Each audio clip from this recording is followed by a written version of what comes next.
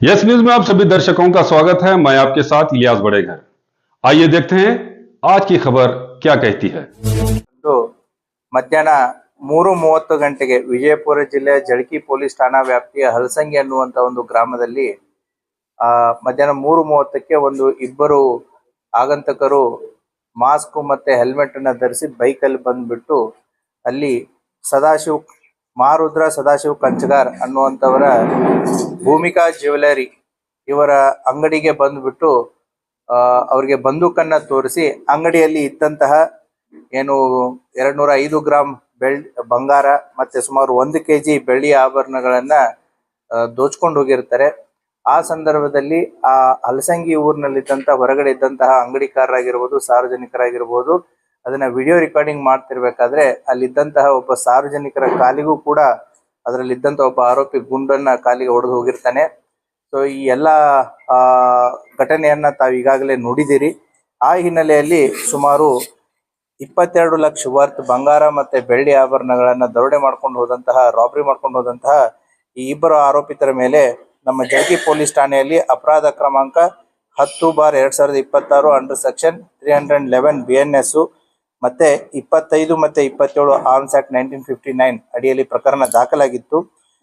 ಈ ಒಂದು ಘಟನೆಯ ಹಿನ್ನೆಲೆಯಲ್ಲಿ 2 ತಂಡಗಳನ್ನ ರಚನೆ ಮಾಡಲಾಗಿತ್ತು. ಅಡಿಷನಲ್ SP ರಾಮನಗೌಡ ಹಟ್ಟಿ ಅವರ ನೇತೃತ್ವದಲ್ಲಿ DSP ಇಂಡಿ ಸದಾಶಿವ ಕಟ್ಟಿಮನಿ ಮತ್ತು DSP ಸೆನ್ ಸುನಿಲ್ ಕಾಂಬ್ಳೆ ಅವರ ಇದರಲ್ಲಿ ಮತ್ತೆ ಚರ್ಚನ್ CP ಆದಂತಹ ಪರಶುರಾಮ್ ಮನಗುಡಿ ಮತ್ತೆ PSI ಜಳಕಿ ಮಂಜುನಾಥ್, PSI ವರ್ತಿ ರಾಕೇಶು ಮತ್ತೆ PSI ಚಡಚನ ಸೋಮೇಶ್ ಗೆಜ್ಜಿ ಇವರ ನೇತೃತ್ವದಲ್ಲಿ ಒಟ್ಟು 2 ತಂಡಗಳನ್ನ ಮಾಡಲಾಗಿತ್ತು. ಇದರಲ್ಲಿ ಸುಮಾರು 30ಕ್ಕಿಂತಲೂ ಹೆಚ್ಚು ನಮ್ಮ ಸಿಬ್ಬಂದಿಯವರು ಕೂಡ ಸುಮಾರು 20 ದಿನಗಳಿಂದ ಪತ್ತೆ ಕಾರ್ಯದಲ್ಲಿ ಕೈಗೊಂಡಿದ್ರು.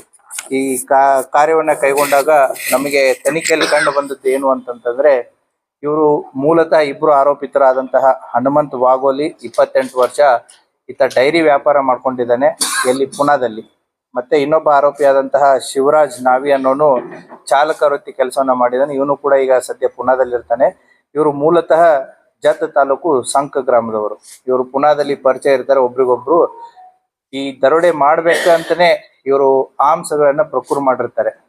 ಉತ್ತರ ಪ್ರದೇಶದ ಗೋರಖ್ಪುರಿಗೆ ಹೋಗ್ಬಿಟ್ಟು ಪ್ರೊಕ್ಯೂರ್ ಮಾಡ್ಕೊಂಡು ಬಂದಿರ್ತಾರೆ. ಅವತ್ತಿನ ದಿನ ಆಕ್ಚುಯಲ್ ಟಾರ್ಗೆಟ್ ಇದ್ದಿದ್ದು ಸೊಲಾಪುರದಲ್ಲಿ ಬೆಳಿಗ್ಗೆ ಪೂರ್ತಿ ಸರ್ವೆ ಮಾಡಿದ್ದಾರೆ. ಬಟ್ ಸೊಲಾಪುರದಲ್ಲಿ ಅವತ್ತು ಬಂಗಾರದ ಅಂಗಡಿಗಳು ರಶ್ ಇರೋದ್ರಿಂದ ಅಲ್ಲಿ ಅವರ ಮಾಡುವಂತ ಒಂದು ಕಾರ್ಯ ಸಾಧು ಆಗಿಲ್ಲ. ಆ ಹಿನ್ನೆಲೆಯಲ್ಲಿ ಸೊಲಾಪುರ ನಮ್ಮ ಕರ್ನಾಟಕ ಬಾರ್ಡರ್ಗೆ ಬಹಳ ಹತ್ರ ಇರೋದ್ರಿಂದ ಮತ್ತೆ ಅವರ ಊರು ಸಂಕ್ ಇರೋದ್ರಿಂದ ಅವ್ರು ಹೋಗ್ಬೇಕು ಅಂತಂದ್ರೆ ನಮ್ಮ ಚಡಚನ್ ತಾಲೂಕ್ ಮೇಲೆ ಹಾಯ್ದು ಹೋಗ್ಬೇಕು. ಆ ಹಿನ್ನೆಲೆಯಲ್ಲಿ ಹೈವೇ ಹತ್ರ ಇದ್ದಂತ ಈ ಹಲಸಂಗಿ ಗ್ರಾಮಕ್ಕೆ ನುಗ್ಗಿದ್ದಾರೆ. ಈ 2ನೇ ಆರೋಪಿತನಿಗೆ ಈತ ನಮ್ಮ ಲಾಲ್ಸಂಗಿ ಅನ್ನುವಂತಹ ಇಂಡಿ ತಾಲೂಕಿನಲ್ಲಿಗೂ ಕೂಡ ಆತನಿಗೆ ಸಂಬಂಧ ಇದೆ. ಹಾಗಾಗಿ ಆತನಿಗೆ ಇಲ್ಲಿದ್ದಂತಹ ರಸ್ತೆಗಳಾಗಿರ್ಬೋದು, ಜಿಯೋಗ್ರಫಿ ಆಗಿರ್ಬೋದು ಎಲ್ಲ ಚಿರಪರಿಚಿತ ಇತ್ತು. ಆ ಹಿನ್ನೆಲೆಯಲ್ಲಿ ಹಲಸಂಗಿ ಗ್ರಾಮಕ್ಕೆ ಅವತ್ತು ಬಂದು ಈ ಏನು ರಾಬರಿಯನ್ನ ಮಾಡ್ಕೊಂಡು ಹೋಗಿರ್ತಾರೆ. ಈ ಮಾಡಿದಾದ ಮೇಲೆ ನಮ್ಮ ಪೊಲೀಸ್ನವರು ಅವರಿಂದ ಸುಮಾರು 20 ದಿನಗಳ ಅವರ ಕಠಿಣ ಪರಿಶ್ರಮದ ಫಲವಾಗಿ ಈ ಇಬ್ಬರು ಆರೋಪಿತರುಗಳನ್ನ ಕಳೆದ 3 ದಿನದ ಮುಂಚೆ ಅವರನ್ನ ಪೊಲೀಸ್ ಕಸ್ಟಡಿಗೆ ತಗೊಂಡ್ಬಿಟ್ಟು ಅವರಿಂದ ರಾಬರಿ ಆದಂತಹ 205 ಗ್ರಾಂ ಬಂಗಾರದ ಆಭರಣಗಳು ಮತ್ತು 1 ಕೆಜಿ ಬೆಳ್ಳಿ ಆಭರಣಗಳು ಮತ್ತೆ ಕೃತ್ಯಕ್ಕೆ ಬಳಸಿದಂತ ಕಂಟ್ರಿ ಪಿಸ್ತೂಲ್ ಜೊತೆಗೆ ಒಟ್ಟು 3 ಕಂಟ್ರಿ ಪಿಸ್ತೂಲು, 26 ಜೀವಂತ ಗುಂಡುಗಳು ಮತ್ತು ಒಂದು ಏರ್ ಗನ್ನು ಮತ್ತು ಅವರು ಅವತ್ತು ಅಪರಾಧಕ್ಕೆ ಬಳಸಿದಂತಹ ಹೋಂಡಾ ಯೂನಿಕಾರ್ನ್ ಆಗಿರ್ಬೋದು, ಅವರ ಬಳಸಿದಂತಹ ಮಾಸ್ಕ್, ಹೆಲ್ಮೆಟ್, ಕ್ಯಾಪ್ಸ್ ಏನಿವೆ ಅವುಗಳನ್ನು ಕೂಡ ವಶಪಡಿಸಿಕೊಂಡಿದ್ದಾರೆ. ಸುಮಾರು ಒಂದು ಭಯದ ವಾತಾವರಣವನ್ನ ಕ್ರಿಯೇಟ್ ಮಾಡಿದಂತ ಈ ಇನ್ಸಿಡೆಂಟ್ ಅನ್ನ ವಿಜಯಪುರ ಜಿಲ್ಲಾ ಪೊಲೀಸರು ಪರ್ಟಿಕ್ಯುಲರ್ಲಿ ನಮ್ಮ ಇಂಡಿ ಉಪವಿಭಾಗದ ಎಲ್ಲ ಅಧಿಕಾರಿ ಮತ್ತೆ ಸಿಬ್ಬಂದಿಯವರು ಮತ್ತೆ ನಮ್ಮ ಅಡಿಷನಲ್ SP ಮತ್ತೆ DSP ಸೆನ್ ಎಲ್ಲ ತಾಂತ್ರಿಕ ಸಿಬ್ಬಂದಿಗಳನ್ನ ಒಳಗೊಂಡಂತ ತಂಡ ಇವರಿಬ್ಬರನ್ನ ಬಂಧಿಸುವಲ್ಲಿ ಯಶಸ್ವಿಯಾಗಿದೆ. ಈಗಾಗಲೇ ಇವರಿಂದ ಸಂಪೂರ್ಣವಾದಂತಹ ಮಾಲನ್ನ ರಿಕವರಿ ಮಾಡಿ ಈಗಾಗಲೇ ನಿಮಗೆ ಡಿಸ್ಪ್ಲೇನ ಇಡಲಾಗಿದೆ. ಆದ್ದರಿಂದ ವೈಯಕ್ತಿಕವಾಗಿ ಮತ್ತು ಹಿರಿಯ ಅಧಿಕಾರಿಗಳ ಪರವಾಗಿ ತನಿಖಾ ತಂಡಕ್ಕೆ ನಾವು ಅವರಿಗೆ ಅಭಿನಂದನೆಯನ್ನ ಸಲ್ಲಿಸ್ತೀವಿ. Thank you. ಈ ಹನುಮಂತ್ ವಾಗೋಲೆ ಅನ್ನೋನ್ ಮೇಲೆ ಯಾವುದೇ ರೀತಿಯಂತ ಪ್ರಕರಣಗಳು ಕಂಡಿವಿ. ಶಿವರಾಜ್ ನಾವಿ ಅನ್ನೋನ್ ಮೇಲೆ ಒಂದು ಪ್ರಕರಣ ಕಂಡು ಬಂದಿದೆ. ಅವರ ಮೇಲೆ ಇನ್ನೂ ಯಾವ್ದಾದ್ರು ಪ್ರಕರಣಗಳು ಮಹಾರಾಷ್ಟ್ರದಲ್ಲಿ ಇದಾವ ಅಥವಾ ಹೇಗೆ ಅನ್ನೋದನ್ನ ಕೂಡ ಚೆಕ್ ಮಾಡ್ತಾ ಇದ್ದೀವಿ. ಈ ಹನುಮಂತ್ ವಾಗೋಲಿ ಅನ್ನೋನು ಕೂಡ ಒಂದು ರೀತಿ ಲ್ಯಾವಿಶ್ ಲೈಫ್ ಸ್ಟೈಲ್ ಒಂದು ಲ್ಯಾವಿಶ್ ಆಗಿತ್ತು, ಮತ್ತೆ ಒಂದು ಸ್ಟ್ಯಾಂಡರ್ಡ್ ಆಫ್ ಲಿವಿಂಗು ಕೂಡ ಜಾಸ್ತಿ ಇತ್ತು. ಆತ ಮಾಡುವಂತ ಈ ಬೆಣ್ಣೆ ವ್ಯಾಪಾರ ಅಥವಾ ಅವನ ಲೈಫ್ ಸ್ಟೈಲ್ಗೆ ಒಂದಕ್ಕೊಂದು ಮ್ಯಾಚ್ ಇರಲಿಲ್ಲ. ಸೊ ಹಾಗಾಗಿ ಸಾಕಷ್ಟು ರೀತಿಯಲ್ಲಿ ಸಾಲ ಮಾಡ್ಕೊಂಡಿದ್ದ. ಆ ಸಾಲವನ್ನ ತೀರಿಸ್ಬೇಕು ಅಂತಂತ ಹೇಳಿ ಪರಿಚಿತನಾದಂಥ ಶಿವರಾಜ್ ನಾವಿ ಜೊತೆಗೆ ಇದನ್ನ ಪ್ಲಾನ್ ಮಾಡ್ತಾರೆ. ಸೊ ಉತ್ತರ ಪ್ರದೇಶಕ್ಕೆ ಹೋದಾಗ ಗೋರಖ್ಪುರದಲ್ಲಿ ಈ ಕಂಟ್ರಿ ಮೇಡ್ ವೆಪನ್ಸ್ ಗಳನ್ನ ಡಿಸೆಂಬರ್ದಲ್ಲಿ ತಗೊಂಡು ಬಂದಿರ್ತಾರೆ. So the target was Solapur. ಅವತ್ತಿನ ದಿನ ಅಲ್ಲೆಲ್ಲ ಬಂಗಾರದ ಅಂಗಡಿಗಳ ರಶ್ ಇರೋದ್ರಿಂದ ಸೊ ಆನ್ ದ ವೇ ಅವರು ಹಲಸಂಗಿಯಲ್ಲಿ ಈ ಘಟನೆ, ಈ ರಾಬರಿಯನ್ನ ಮಾಡಿ ಹೋಗಿರ್ತಾರೆ.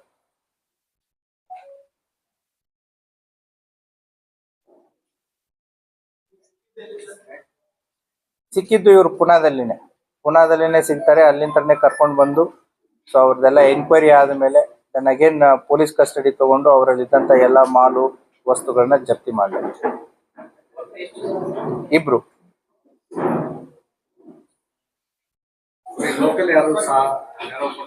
ಲೋಕಲ್ ಯಾರ್ದು ನೆರವಿಲ್ಲ, ಏನಿಲ್ಲ. ನಾನು ಅದನ್ನೇ ಹೇಳಿದೆ, the target was Solapur. But ಎರಡನೇ ಆರೋಪಿತನಿಗೆ ಚಿರಪರಿಚಿತ ಈ ಏರಿಯಾ. ಸೊ ಅವ್ರು ವಾಪಸ್ಸು ಹೋಗ್ಬೇಕು ಅಂತಂತಂದ್ರೆ ಸೊಲ್ಲಾಪುರ್ ಟು ಜತ್ ಅಥವಾ ಸಂಕ್ ಹೋಗ್ಬೇಕು ಅಂತಂದ್ರೆ ಮಧ್ಯ ಕರ್ನಾಟಕದಲ್ಲೇ ಹಾಯ್ದು ಹೋಗ್ಬೇಕು. ನಮ್ಮ ಚರ್ಚನ ನೀವು ತಾಲೂಕಾ ಮ್ಯಾಪ್ ನೋಡಿದ್ರಿ ಅಂತಂತಂದ್ರೆ it is surrounded by Maharashtra on both sides. So the entry and exit ಅವರು ಒಂದು 30 ನಿಮಿಷದಲ್ಲಿ ಎಂಟ್ರಿ ಮಾಡಿ ಎಕ್ಸಿಟ್ ಕೂಡ ಮಾಡಬಹುದು. ಹಾಗಾಗಿ ಹೈವೇ ಅಂತನೂ ಕೂಡ ಈ ಹಲಸಂಗಿ ಊರು ಜಸ್ಟ್ 3 ಕಿಲೋಮೀಟರ್ ಇದೆ. So that is how they have committed the robbery ಅಂತ. ಅದು that is the crux of the investigation. ಇಲ್ಲ, ಪ್ಲಾನ್ ಇಲ್ಲ, ಏನಿಲ್ಲ. ಅವ್ರ ಪ್ಲಾನ್ ಸೊಲ್ಲಾಪುರದಲ್ಲಿ ಫೇಲ್ ಆಯ್ತು. ಸೊ ಅವ್ರು ವಾಪಸ್ ಜತ್ಗೆ ಹೋಗ್ಬೇಕು ಅಂತಂದ್ರೆ ಕರ್ನಾಟಕದ ಮೇಲೆನೆ ಹೋಗ್ಬೇಕು. ಹಾಗಾಗಿ already they are prepared. Plan ಮುಂಚೆನೇ ಆಗಿತ್ತು, ಪ್ರಿಪೇರ್ ಆಗಿದ್ರು. ಸೊ ಸರ್ವೆ ಮಾಡಿದ್ರು. ಹೋಗ್ಬೇಕಾದ್ರೆ ಧೂಳ್ಖೇಡದಲ್ಲೂ ಕೂಡ ನೋಡ್ತಾರೆ, ಅಲ್ಲಿ ಅವಕಾಶ ಸಿಗಲ್ಲ. ಸೊ ಧೂಳ್ಖೇಡದಲ್ಲೂ ಆಗ್ಲಿಲ್ಲ. ನೆಕ್ಸ್ಟ್ ಇನ್ನ ಹಲಸಂಗಿ ವಿಲೇಜ್ಗೆ ಹೋಗ್ತಾರೆ. ಅಲ್ಲಿ ಮಾರ್ಕೆಟ್ಗೆ ಅಂತ ಹೋದಾಗ 3-4 ಅಂಗಡಿಗಳು ಓಪನ್ ಇರ್ತವೆ. 1-2 ಗಂಟೆ ಅಲ್ಲಿ ಓಡಾಡಿದ್ದಾರೆ. ಯಾವಾಗ ಅಂಗಡಿಯಲ್ಲಿ ಯಾರು ಇಲ್ಲ ಅಂತ ಗೊತ್ತಾಗುತ್ತೆ, then they have executed this plan. Thank you.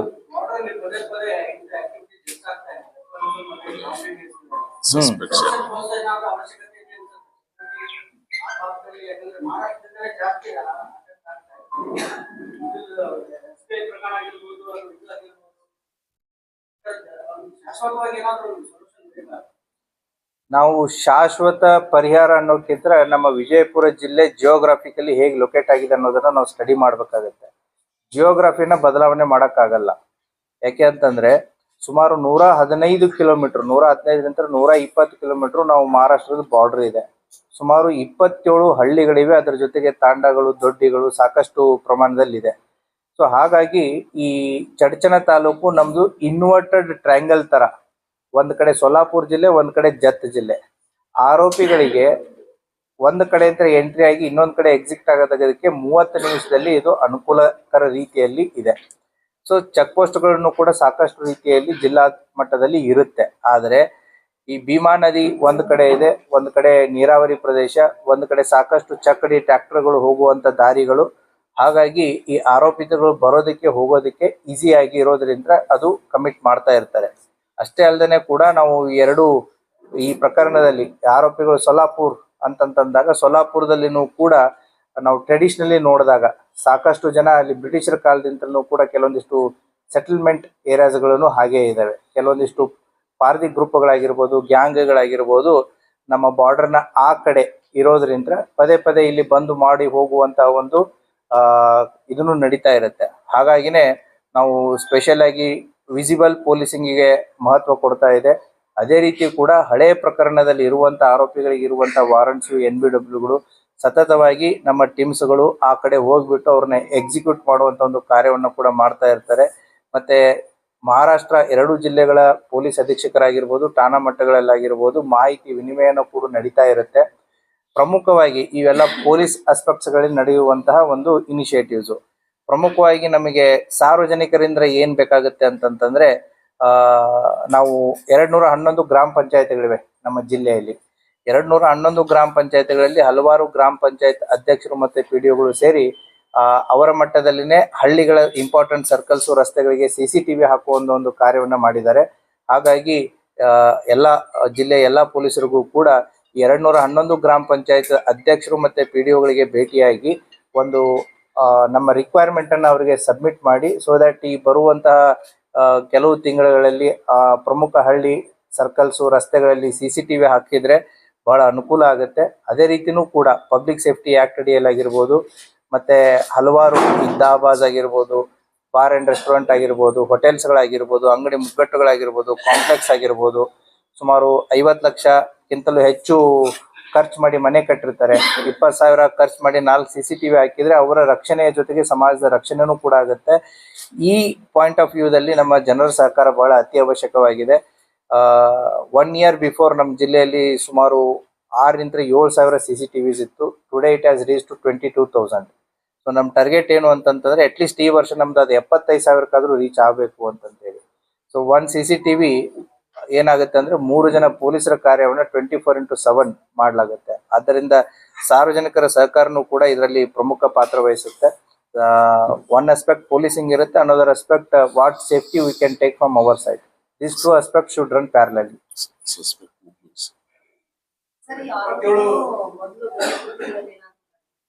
ಅದೇ ಹೇಳಿದ್ನಲ್ಲಮ್ಮ ಆಲ್ರೆಡಿ, ಫಸ್ಟ್ ಆರೋಪಿದು ಯಾವ್ದು ಕೇಸುಗಳು ಕಂಡು ಬಂದಿಲ್ಲ, 2ನೇ ಆರೋಪಿದು ಒಂದು ಕೇಸು ಕಂಡು ಬಂದಿದೆ. ಮತ್ತೆ ಇನ್ನೂ ಒಂದೇನು ಅಂತಂತಂದ್ರೆ ಜನರಲಿ ಇಂಡಿ ಟೌನ್ ಮತ್ತೆ ತಾವು ಆಲ್ಮೇಲ್ದಲ್ಲೂ ಕೂಡ ನೋಡಿದಿರ ಒಂದು ಚೈನ್ ಸ್ನ್ಯಾಚಿಂಗಿಗೆ. So we are hopeful that will give you the result in next 3-4 days. ಅದು ಕೂಡ ಆಗುತ್ತೆ.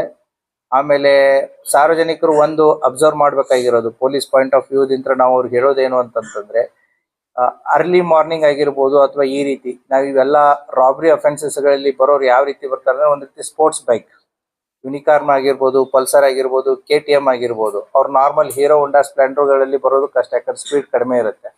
KTM, ಪಲ್ಸರು, ಯುನಿಕಾರ್ನು ಸ್ಪೀಡ್ ಪಿಕಪ್ ಚೆನ್ನಾಗಿರುತ್ತೆ ಸ್ಪೋರ್ಟ್ಸ್ ಬೈಕ್ಸ್ ತರ. ಮತ್ತೆ ಕೋವಿಡ್ ಮುಗಿದು ಎಷ್ಟೋ ವರ್ಷ ಆಗಿದೆ, ಮಾಸ್ಕ್ಗಳು ಹಾಕೊಳ್ಳೋದು ಕೂಡ ಜನರ ಸಂಖ್ಯೆ ಕಡಿಮೆ. ಹೆಲ್ಮೆಟ್ ಹಾಕೊಂಡ್ರೆ ಅದು ಬೇರೆ. ಸೊ ಮಾಸ್ಕ್ಗಳನ್ನ ಹಾಕೊಂಡು ಅವರ ಮುಖ ಕಾಣ್ಲಾರ್ದಾಗೆ sports shoes, black jacket, black pant, ಮುಖಚರ್ಯೆಯನ್ನ ಎಲ್ಲಿ ಎಕ್ಸ್ಪೋಸ್ ಮಾಡ್ಲಾರ್ದಾಗೆ ಓಡಾಡ್ತಾ ಇದ್ರು ಅಂತಂತಂದ್ರೆ ಅವ್ರ ಬಗ್ಗೆ ಒಂದ್ ಸ್ವಲ್ಪ ಸಾರ್ವಜನಿಕರು ಕೂಡ ಅದನ್ನ ನಮಗೆ ಮಾಹಿತಿ ಕೊಟ್ರೆ, ಅಥವಾ ಸಾರ್ವಜನಿಕರು ಅವರ ಚಲನವಲನಗಳ ಮೇಲೆ ಗಮನ ಇಟ್ಟರು ಕೂಡ ನಮಗೆ ಇಂಥ ಇನ್ಸಿಡೆಂಟ್ಸ್ ಗಳನ್ನ ಪತ್ತೆ ಮಾಡೋದಕ್ಕಾಗಿರ್ಬೋದು ಅಥವಾ ಅವಾಯ್ಡ್ ಮಾಡೋದಕ್ಕಾಗಿರ್ಬೋದು ಅನುಕೂಲ ಆಗುತ್ತೆ. So these are learnings for every one.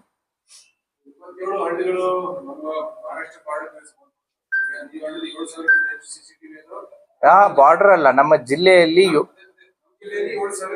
ಈಗ 22,000 ರೀಚ್ ಆಗಿದೆ.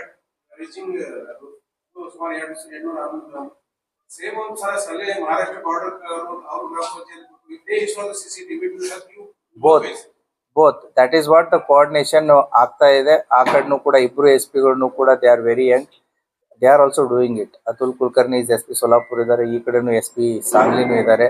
So the coordination is there.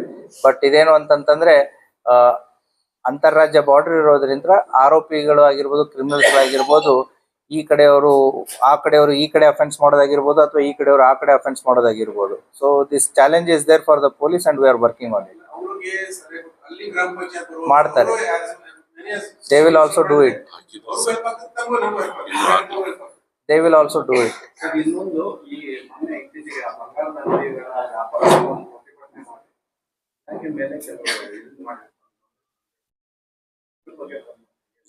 Police ಇಲಾಖೆ ಎಲ್ಲಾ ಕಡೆನೂ ಇದ್ದೇ ಇರುತ್ತೆ. ಈ ರೀತಿ ಘಟನೆಗಳಾದಾಗ ಪೊಲೀಸ್ ಇಲಾಖೆ ಸೀರಿಯಸ್ ಆಗಿ ಮಾಡಿಬಿಟ್ಟು ಅದೇ ಏನು ಅಪರಾಧ ಮಾಡಿದಂತ ಆರೋಪಿಗಳನ್ನ ಈಗ ಪೊಲೀಸ್ನವರು ನಿಂತರ ತಪ್ಪಿಸ್ಕೊಳಕ್ ಹೋಗಕ್ಕಾಗಲ್ಲ. ಪೊಲೀಸ್ನವರು ಇದನ್ನ ಸೀರಿಯಸ್ ಆಗಿ ತಗೊಂಡು ಅವ್ರನ್ನ ಸಂಪೂರ್ಣವಾದಂತಹ ಏನ್ ಕಳ್ಕೊಂಡಿದ್ರು ಅದನ್ನ ಸಂಪೂರ್ಣವಾದಂತ ಪತ್ತೆ ಮಾಡಿಕೊಟ್ಟಿದ್ದಾರೆ.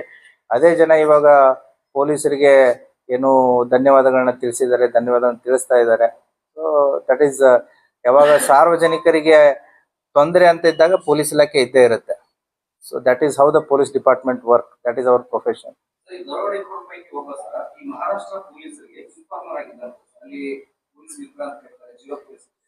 ಸೊ ಅದ್ರ ಬಗ್ಗೆ ಮಾಹಿತಿ ಇದೆ, ಅದ್ರ ಬಗ್ಗೆನೂ ಕೂಡ ಇನ್ವೆಸ್ಟಿಗೇಷನ್ ನಡೀತಾ ಇದೆ. ಇದರಲ್ಲಿರುವಂತಹ ಪ್ರಥಮ ಆರೋಪಿ ಏನು ಹನುಮಂತ್ ವಾಗೋಲಿ ಅಂತಿದ್ದ, ಈತ ಒಂದ್ ರೀತಿ ಪೊಲೀಸ್ ರಿಕ್ರೂಟ್ಮೆಂಟ್ಗೆ ಓದುವಂತ ಹುಡುಗರ ಸಾಕಷ್ಟು ಜನ ಕಾಂಟ್ಯಾಕ್ಟ್ ಈತನ ಹತ್ರ ಇದೆ. ಸೊಲ್ಲಾಪುರದಲ್ಲಿ ಪೊಲೀಸ್ ರಿಕ್ರೂಟ್ಮೆಂಟ್, ಆರ್ಮಿ ರಿಕ್ರೂಟ್ಮೆಂಟ್ಗೆ ಸಾಕಷ್ಟು ಜನ ಓದುವಂತ ಹುಡುಗರು ಬರ್ತಾರೆ. ಈತನ ಜೊತೆಗೆ ಟಚ್ ಅಲ್ಲಿ ಇದ್ದಾರೆ. He is also physically fit. ಅವನು ಕೂಡ ಒಬ್ಬ ಪೊಲೀಸ್ ಆಗ್ಬೇಕು ಅಂತ ತಯಾರಿ ಮಾಡಿದವನು, ಪ್ರಿಪೇರ್ ಆದವನು ಆಗಿಲ್ಲ. ಬಟ್ ಏನು ಅಂತಂತಂದ್ರೆ ಪೊಲೀಸ್ ಎಕ್ಸಾಮ್ಸ್ಗೆ ಓದುವಂತ ಹುಡುಗರ ಸಂಪೂರ್ಣವಾದಂತ ಒಂದು ಕಾಂಟ್ಯಾಕ್ಟ್ ಇದೆ. ಅವರ ಸಹಾಯದಿಂದ ಏನಾದ್ರೂ ಸೊಲ್ಲಾಪುರದಲ್ಲಿ ಮಾಡ್ಬೇಕು ಅನ್ನೋಂತ ಒಂದು ಪ್ಲಾನ್ ಮಾಡ್ಕೊಂಡಿದ್ದ, ಬಟ್ ಅದು ಸಕ್ಸಸ್ ಆಗಿಲ್ಲ.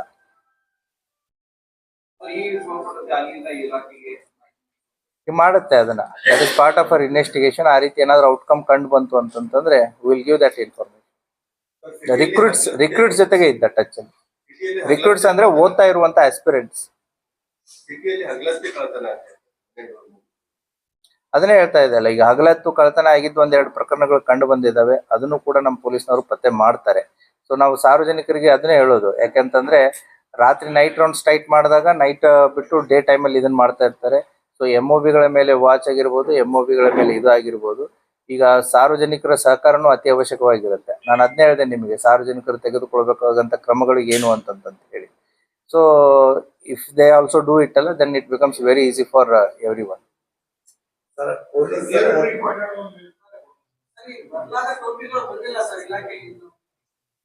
ಎಲ್ಲಾ ಕಡೆ ಒಮ್ಮೆ ಸಪ್ಲೈ ಕೊಡಕ್ ಆಗ್ತಾ ಇಲ್ಲ. ನಮ್ದು ನಾಳೆ ಇದೆ ಅದು ಕಾರ್ಯಕ್ರಮ. ಸೊ ಬಂದಿದೆ ಇವತ್ತು. So we R distributing it tomorrow. ನಾಳೆ ನಿಮ್ಗೆ ಇನ್ನೊಂದು ಪ್ರೆಸ್ ಮೀಟ್ ಇದೆ. ಏನ್ ಕೊರತೆ ಇಲ್ಲ ರೀ, ಎಲ್ಲ ಬಂದಿದಾವೆ. ಪ್ರೊಡಕ್ಷನ್ ಮಾಡೋರಿಗೆ ಅಟ್ ಎ ಟೈಮ್ ಎಲ್ಲಾ ಕಡೆ ಕೊಡಕ್ ಆಗ್ತಾ ಇಲ್ಲ. Demand is more than 1 lakh. ಒಂದೇ ದಿನದಲ್ಲಿ ಅಂತೂ ಪ್ರೊಡಕ್ಷನ್ ಮಾಡಕ್ ಆಗಲ್ಲ. ನಾಳೆ ನಾವು ಅಫಿಷಿಯಲಿ ನಮ್ಮ ಜಿಲ್ಲೆಯಲ್ಲಿ ಎಲ್ಲರಿಗೂ ಕೊಡ್ತಾ ಇದೆ. ಎಲ್ಲಾ ಸ್ಟೇಷನ್ಸ್ಗಳಿಗೂ ಕೂಡ ಇವತ್ತು ತಲುಪ್ತಾ ಇದೆ. ಸೊ ನಾಳೆ ಯಂತ್ರ ನಮ್ಮಲ್ಲಿ ಆಗುತ್ತೆ. ಆ ಕಾರ್ಯಕ್ರಮಕ್ಕೆ ನಿಮ್ಗೆ ಇನ್ವೈಟ್ ಮಾಡ್ತೀವಿ. One more press meet tomorrow on the different issue.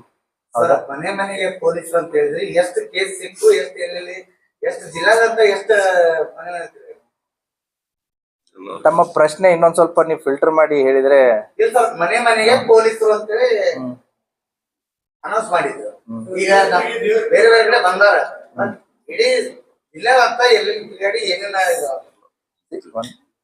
ಮನೆ ಪೊಲೀಸ್ ಅನ್ನೋದೇನಿದೆ, ಇದು ಒಂದ್ ರೀತಿ ಜನರ ಜೊತೆಗೆ ಪೊಲೀಸ್ ಅನ್ನೋರಾಗಿರ್ಬೋದು, ಅಥವಾ ಜನರೊಂದಿಗೆ ಪೊಲೀಸ್ ಅನ್ನೋ ಒಂದು ಕಾರ್ಯಕ್ರಮದ ಅಡಿಯಲ್ಲಿ ಜನಸ್ನೇಹಿ ಪೊಲೀಸ್ ಇನ್ನೊಂದು ಭಾಗ. ನಾವೇನ್ ಬೀಟ್ ಪೊಲೀಸ್ ಅಂತ ಮಾಡ್ತಿದ್ವಿ, ಆ ಬೀಟ್ ಪೊಲೀಸ್ನ ಇನ್ನೊಂದು ಎಕ್ಸ್ಟೆಂಡೆಡ್ ಭಾಗನೇ ಮನೆ ಪೊಲೀಸು. ಮನೆ ಪೊಲೀಸ್ ಅಂತಂತಂದ್ರೆ ನೀವು ಎವ್ರಿ 3 months ಪೊಲೀಸರು ಅವರ ಬೀಟಿಗಂತ ಹೋದಾಗ ಅಲ್ಲಿ ಸಾರ್ವಜನಿಕರಿಗೆ ಸಂಬಂಧಪಟ್ಟಂತ ವಿಚಾರಗಳು, ಅವರ ಸಮಸ್ಯೆಗಳು ಏನೇ ಇದ್ರೂ ಕೂಡ ಅದನ್ನ ಅಟೆಂಡ್ ಮಾಡುವಂತ ಒಂದು ಕಾರ್ಯವನ್ನ ಮಾಡ್ತಾರೆ. ಅದರ ಜೊತೆಗೆ ಇವಾಗ ಆಸರೆನೂ ಕೂಡ ತಗೊಂಡ್ಬಂದಿದ್ದಾರೆ. ಆಸರೆ ಅಂತಂತಂದ್ರೆ ಒಂಟಿ ಮಹಿಳೆಯರಾಗಿರ್ಬೋದು ಅಥವಾ ಹಿರಿಯ ನಾಗರಿಕರಾಗಿರ್ಬೋದು, ಎಲ್ಲಾದ್ರೂ ಅವ್ರು ಒಂಟಿಯಾಗಿ ಜೀವನ ಮಾಡ್ತಾ ಇದ್ರು ಅಂತಂತಂದ್ರೆ ಅವರಿಗೆ ಪೊಲೀಸರಿಂದ ಯಾವ ರೀತಿ ನೆರವು ಬೇಕು, ಅಥವಾ ಅವರಿಗೆ ಬೇಕಾಗಿರುವಂತ ಸವಲತ್ತುಗಳದ್ದು ಏನಾದ್ರು ನಮ್ಗೆ ಗೊತ್ತಿರುವಂತ ಕೆಲವೊಂದಿಷ್ಟು ಸ್ಕೀಮ್ಸ್ಗಳು ಅವರಿಗೆ ಸಿಕ್ಕಿದ್ದಿಲ್ಲ ಅಂತಂತಂದ್ರೆ ಕನ್ಸರ್ನ್ಡ್ ಇಲಾಖೆಗಳಿಗೆ ಹೇಳಿ ಅದನ್ನೊಂದು ಸಹಾಯ ಮಾಡುವಂತ ಕೆಲಸವೂ ಕೂಡ ನಡೀತಾ ಇದೆ. So it's a continuous process. ಇದು 1 day ಪ್ರೊಸೆಸ್ ಅಲ್ಲ, ಇದು ನಿರಂತರವಾಗಿ ನಡೀತಾ ಇರುತ್ತೆ. ಮತ್ತೆ ಎಲ್ಲಾ ಏರಿಯಾವನ್ನ ಎಟ್ ಎ ಟೈಮ್ ಒಂದೇ ದಿನ ಅಂತೂ ಕವರ್ ಮಾಡಕ್ ಆಗಲ್ಲ. ನಮ್ಮ ಜಿಲ್ಲೆ ಸುಮಾರು 700ಕ್ಕಿಂತಲೂ ಹೆಚ್ಚು ಗ್ರಾಮ, 26 ಲಕ್ಷ ಅಂದಾಜು ಪಾಪ್ಯುಲೇಷನ್ ಇರುತ್ತೆ. ಸೊ ಎಲ್ಲರನ್ನು ಒಮ್ಮೆ ಮಾಡಕ್ಕಾಗಲ್ಲ. Once in 3 months. So will cover this entire period. ಅದು ನಡೀತಾ ಇದೆ. That is in progress. ಒಂದ್ಸಾರಿ ಈಗ ಆಗಿದೆ, ಮನೆ ಪೊಲೀಸ್ ಎಲ್ಲಾ ಕಡೆ ಮಾಡಿದ್ದಾರೆ. ಪ್ಯಾಂಪ್ಲೆಟ್ಸ್ ಗಳನ್ನ ಕೊಟ್ಟಿದ್ದಾರೆ ಜನರಿಗೆ, ಯಾವ ರೀತಿ ಮುನ್ನೆಚ್ಚರಿಕೆ ಕ್ರಮಗಳು, ಯಾವ ರೀತಿ ಸೈಬರ್ ಫ್ರಾಡ್ಗಳು, ಯಾವ ರೀತಿ ಸೋಷಿಯಲ್ ಮೀಡಿಯಾ ಇದು ಆಗುತ್ತೆ, ಪ್ಯಾಂಪ್ಲೆಟ್ ಗಳನ್ನ ಕೂಡ ಹಂಚಿದ್ದಾರೆ. ಸೊ ಅದೇ ರೀತಿ ಕೂಡ ಈಗ ಆಸರೆ ಮುಂದುವರೆದ ಒಂದು ಭಾಗ ಆಸರೆ ಅದು ಕೂಡ ನಡೀತಾ ಇದೆ. जैसा कि आप सब जानते हैं कि आप सभी का प्यार हमारे साथ कायम है। इसी तरह से हमारे इस चैनल को प्यार करते रहिए और हमारी सारी खबरों को लाइक, शेयर और सब्सक्राइब करना ना भूलिए। हमारा यही मकसद है कि आपको हर खबर जो है, जैसा है वैसा ही आपको हम दिखाते रहेंगे। ना किसी का पक्ष लेंगे, ना किसी के विरोध में जाएंगे। हमारे कदम सच के साथ।